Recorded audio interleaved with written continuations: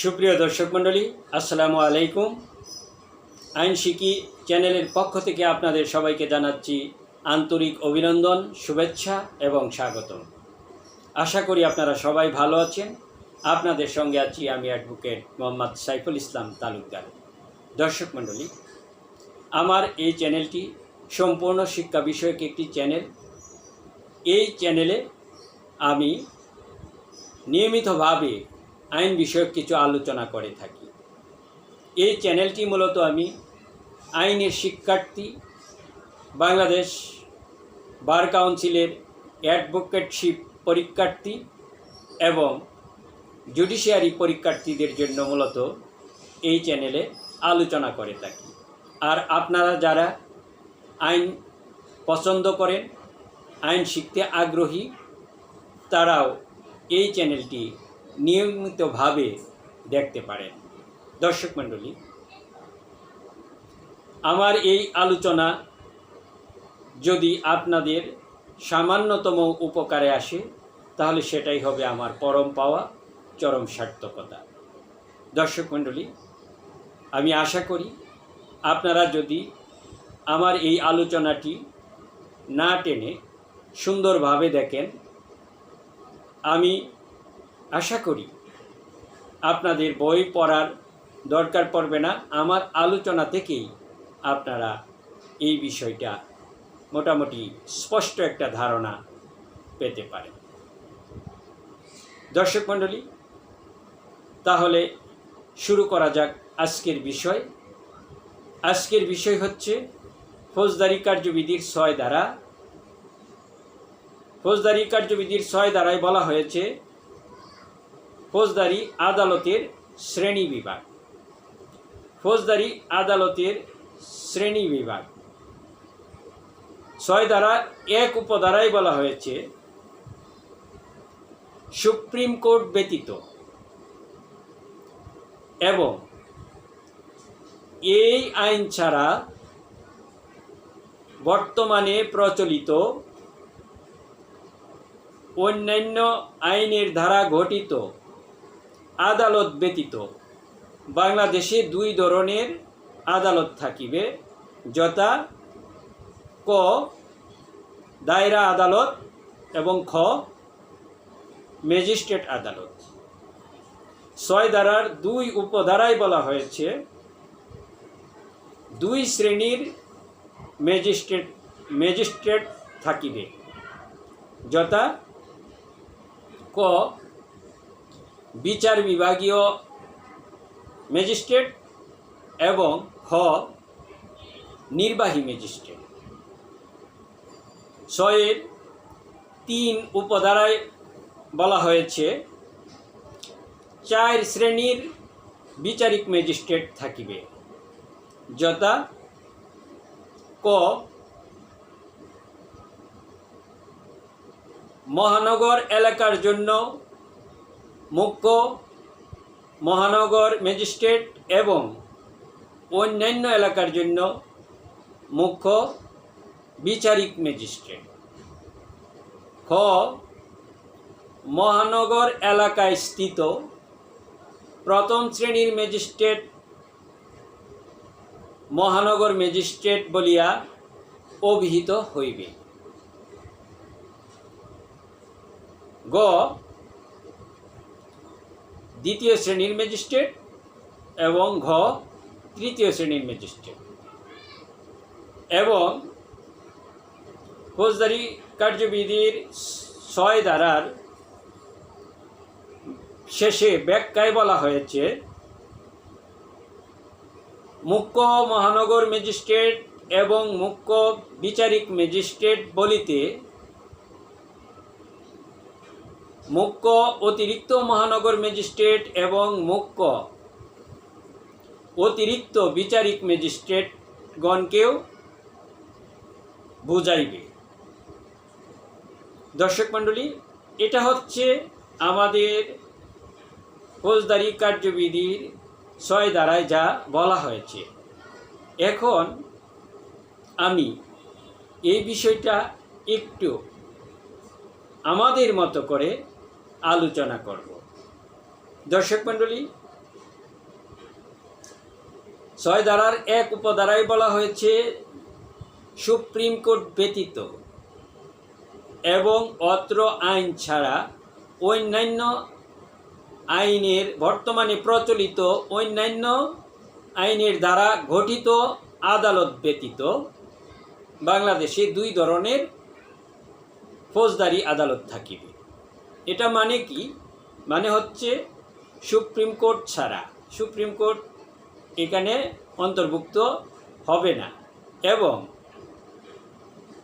এই ফৌজদারি কার্যবিধি ছাড়া যে আরও কিছু আইন আছে তাদের ওই নির্দিষ্ট আইন মাফিক যেসব কিছু আদালত গঠিত হয়েছে, যেমন আমি উদাহরণস্বরূপ আপনাদের কাছে একটা উদাহরণ দিলে আপনারা বুঝতে পারবেন। যেমন মার্শাল কোর্ট তাদের নিজস্ব আইন অনুযায়ী চলে, সেখানে ফৌজদারি কার্যবিধি কার্যকর হয় না। সুতরাং এইভাবে আরও কিছু আইন আছে, তাদের ওই আইন দ্বারা আদালত গঠিত, তাহলে ওই সব আদালতও এর মধ্যে অন্তর্ভুক্ত হবে না। ওই সব আদালত ছাড়া বাংলাদেশে 2 ধরনের ফৌজদারি আদালত থাকিবে। সেই আদালতগুলি হচ্ছে কি? ক দায়রা আদালত এবং খতে বলা আছে ম্যাজিস্ট্রেট আদালত। দায়রা আদালত এবং ম্যাজিস্ট্রেট আদালত নিয়ে আমি আরেকটি ভিডিওতে আলাদাভাবে আলোচনা করব। তখন আপনারা দায়রা আদালত এবং ম্যাজিস্ট্রেট আদালতেরও একটা স্পষ্ট ধারণা পাবেন। না হয় আজকের ভিডিওটা অনেক দীর্ঘ হয়ে যাবে। দর্শক মণ্ডলী, তারপরে 6-এর 2 উপধারায় বলা হয়েছে 2 শ্রেণীর ম্যাজিস্ট্রেট থাকিবে। 2 শ্রেণীর ম্যাজিস্ট্রেট মানে ম্যাজিস্ট্রেট থাকবে 2 প্রকার, যথা বিচারিক ম্যাজিস্ট্রেট, বিচার বিভাগীয় ম্যাজিস্ট্রেট অর্থাৎ জুডিশিয়াল ম্যাজিস্ট্রেট। তো জুডিশিয়াল ম্যাজিস্ট্রেট কাকে বলে? বাংলাদেশের বিচার কার্যে বাংলাদেশের বিচার বিভাগে বিচার কার্য পরিচালনা করার জন্য যে সকল ম্যাজিস্ট্রেটগণকে নিয়োগ করা হয় তাদেরকেই বলা হয় বিচারিক ম্যাজিস্ট্রেট বা জুডিশিয়াল ম্যাজিস্ট্রেট। এবং সরকারের প্রশাসনিক কাজ পরিচালনা করার জন্য যে ম্যাজিস্ট্রেটগণকে নিযুক্ত করা হয় তাদেরকে বলা হয় নির্বাহী ম্যাজিস্ট্রেট বা এক্সিকিউটিভ ম্যাজিস্ট্রেট। তো আবার বলা হয়েছে 3 উপধারায় কি বলা হয়েছে? যে বিচারিক ম্যাজিস্ট্রেট 4 প্রকারের থাকিবে। বিচারিক ম্যাজিস্ট্রেট বা জুডিশিয়াল ম্যাজিস্ট্রেট থাকবে 4 প্রকারের। 4 প্রকারের জুডিশিয়াল ম্যাজিস্ট্রেট কি কি? যেমন মহানগর এলাকায় মুখ্য মহানগর ম্যাজিস্ট্রেট, যাকে আমরা বলি চিফ মেট্রোপলিটন ম্যাজিস্ট্রেট, সংক্ষেপে বলি সিএমএম মানে চিফ মেট্রোপলিটন ম্যাজিস্ট্রেট। আর মহানগর এলাকার বাইরে অন্যান্য এলাকায় মানে জেলা পর্যায়ে যে ম্যাজিস্ট্রেট থাকেন ওনাকে বলা হয় কি? মুখ্য বিচারিক ম্যাজিস্ট্রেট অর্থাৎ চিফ জুডিশিয়াল ম্যাজিস্ট্রেট, সংক্ষেপে বলা হয় সিজেএম। এই ম্যাজিস্ট্রেটগণ আছেন কি? বিচারিক ম্যাজিস্ট্রেটের ক উপধারা, মানে যে 3 উপধারার ক। তারপরে আছে খতে কি আছে? মহানগর এলাকায় স্থিত প্রথম শ্রেণীর ম্যাজিস্ট্রেটগণকে মহানগর ম্যাজিস্ট্রেট হিসেবে অভিহিত করা হইবে। অর্থাৎ প্রথম শ্রেণীর ম্যাজিস্ট্রেটগণ যারা মহানগর এলাকায় পোস্টিং হয় তাদেরকে বলা হয় মহানগর ম্যাজিস্ট্রেট বা মেট্রোপলিটন ম্যাজিস্ট্রেট, আর এর বাহিরে থাকলে বলা হয় প্রথম শ্রেণীর ম্যাজিস্ট্রেট। তারপরে গতে বলা আছে দ্বিতীয় শ্রেণীর ম্যাজিস্ট্রেট এবং ঘতে তৃতীয় শ্রেণীর ম্যাজিস্ট্রেট। দ্বিতীয় শ্রেণীর ম্যাজিস্ট্রেট এবং তৃতীয় শ্রেণীর ম্যাজিস্ট্রেটগণ মহানগরীতে বা মেট্রোপলিটনে কাজ করতে পারেন না। আর ব্যাখ্যায় যেটা বলা আছে, ব্যাখ্যায় বলা আছে কি, ব্যাখ্যায় বলা আছে মুখ্য মহানগর এবং মুখ্য বিচারিক ম্যাজিস্ট্রেট বলিতে মুখ্য অতিরিক্ত মহানগর এবং মুখ্য অতিরিক্ত বিচারিক ম্যাজিস্ট্রেটকেও বোঝাবে। অর্থাৎ অতিরিক্ত যে অতিরিক্ত বা এডিশনাল চিফ মেট্রোপলিটন ম্যাজিস্ট্রেট আমরা যাদেরকে বলে থাকি, অথবা এডিশনাল চিফ জুডিশিয়াল ম্যাজিস্ট্রেট যাদেরকে বলে থাকি, ওনাদেরকে আলাদা কোনো শ্রেণীভুক্ত করা হয় নাই।